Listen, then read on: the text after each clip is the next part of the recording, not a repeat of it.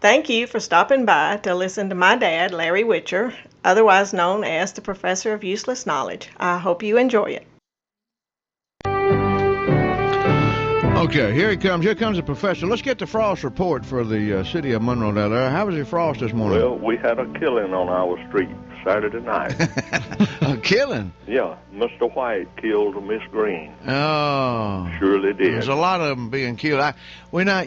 I say today was the first big frost. There was a lot of frost yesterday, but now I'll admit I did not get up at the crack of day yesterday and get out. So it's probably just as big a frost yesterday as it was today. It was. Okay. We had about the same amount yesterday as today. My black roof on the shop was plumb white on our house, and next door was there. But we've had 2 killing frosts now. So well, we picked tomatoes up till we picked green tomatoes up till Friday. We picked okra up till Friday. Of course, it was barely making. They were barely anything out there. But we still could call ourselves picking a good mess. You know what I'm saying? Yeah. Of okra and tomatoes. But so now that's gone. So it's on to the greens, and we've got plenty of those too. It wipes out our peas. The last picking of peas. Yeah. We're going to say hello to Faye Malden this morning. She's out there cleaning up the courthouse. She's one of the ladies that keeps it spotless. Hey, Faye, how you doing this morning? And also we're going to honor a local World War II veteran today. All right. His family has touched our family a lot of times, Julio. Okay. Mr. Tom Chick. Sure. And he is 86 years old, lives in Monroe. And went to Paris Island, Camp Lejeune. When he left there, he went to Idaho. Oh. And there he was in charge of keeping the prisoners of World War II until they were all sent back home.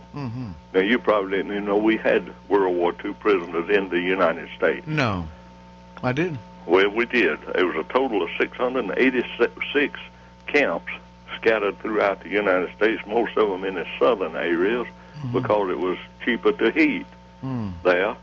Didn't have as much heat. There's a total of 425,000 prisoners, World War II prisoners in the United States until they were sent back home. Most of them were Germans. How about that? So and Mr. Cheek's last job was watching after them until they were sent home. So today, Mr. Tom Cheek gets a big salute and a big thanks for keeping our country what it is today. And he's always good for a joke and a good story. And Mr. Cheek, his daddy, Mr. Ezra Cheek, was our mailman out when we lived in the country. Oh, I didn't know. Then, of course, Mr. Tom, I know, and his son stayed by my granddaughter's side when her little SUV turned over. She had a wreck, and he was on the site there. So the Cheeks has touched our family in a lot of ways. How about that? That's great. And we got one more World War II veteran we're going to mention. He was not in Georgia. He was in Kentucky. Okay. And the reason we're mentioning him, he died recently, and he died on October the 21st. He was the oldest World War II veteran in Kentucky, also the oldest one in the United States, and probably the oldest one in the world. He was 107 years old. Oh. He born in 1907, and he lived in Bath County, Kentucky. He had only one fear, that nobody would come to his funeral, that he'd be so old nobody would remember him. But he went to the funeral in a horse-drawn trailer. Yeah.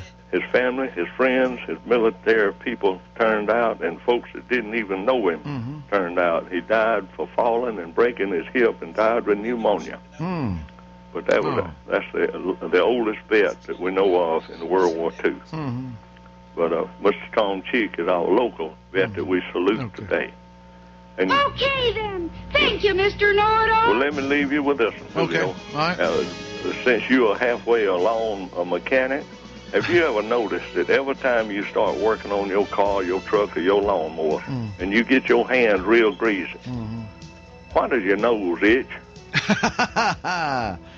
Happen every time, or your head starts itching, or something on your face itches, yeah. Or you got to go to the bathroom. but that's always I hadn't thought of that, but you're right. You're right. It does. But Yeah. we want to declare today Mr. Tom Chick Day and Okay. Faye Malden Day. Okay, I will definitely do it. See you in the morning. Thank you, Larry. All right, there he goes. That's a professor of useless knowledge. That's Larry Witcher.